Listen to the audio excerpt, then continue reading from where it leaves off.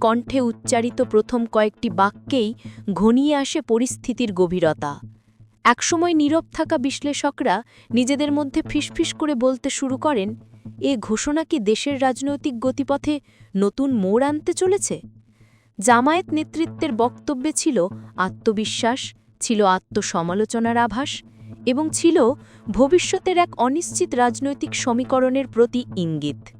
একদিকে দেশের জটিল রাজনৈতিক বাস্তবতা, অন্যদিকে আন্তর্জাতিক অঙ্গনে পরিবর্তনশীল অবস্থান।